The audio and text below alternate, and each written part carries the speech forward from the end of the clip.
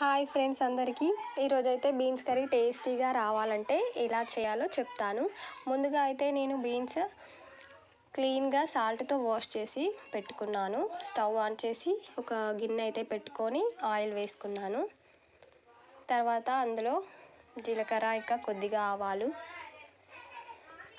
కరివేపాకు వేసాను. తర్వాత ఆనియన్స్ పోపుకి పచ్చిమిర్చి వేసి బాగా ఫ్రై చేయాలి ఆయిల్లో.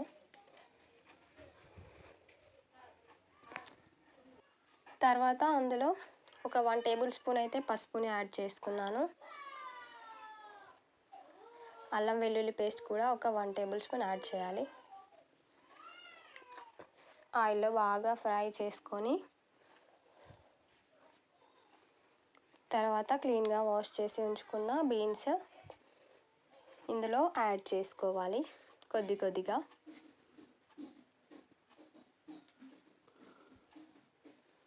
బీన్స్ అయితే చాలా ఫ్రెష్గా ఉన్నాయి. ఈ విధంగా బాగా కలుపుకొని కొద్దిసేపు అయితే ఉడకనివ్వాలి.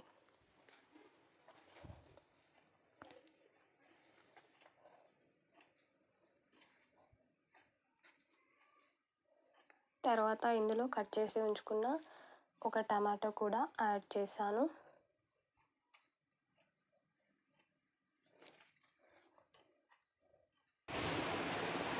ఇందులో కొద్దిగా 2 టేబుల్ స్పూన్ అయితే సాల్ట్ అయితే వేసుకుంటున్నాను.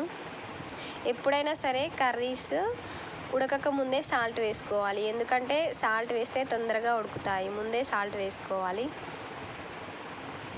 కర్రీ అయితే ఒక 50% ఉడికింది.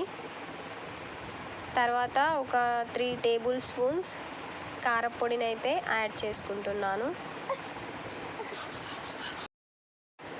కారపొడి అయితే వేసి బాగా కలుపుకున్నాను. మళ్ళీ ఒక 10 మినిట్స్ అయితే బాగా ఉడకనివ్వాలి. చివరిగా కొద్దిగా మసాలా పౌడర్ని అయితే యాడ్ చేసుకున్నాను. మసాలా యాక్చువల్గా ఎవరు యాడ్ చేయరు, బట్ నేను యాడ్ చేశాను. అంతే ఫ్రెండ్స్, ఎంతో టేస్టీగా ఉండే beans fry ready.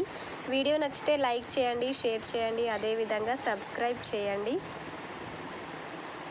Okay friends, bye. తప్పకుండా ఈ రెసిపీ మీరు ట్రై చేస్తారని అనుకుంటున్నాను. చాలా టేస్టీగా వస్తుంది మసాలా యాడ్ చేసుకుంటే మాత్రం. ఒక్కసారి మీరు తప్పకుండా ట్రై చేసి చూడండి friends. Bye friends. Okay, video మాత్రం స్కిప్ చేయకుండా చూడండి.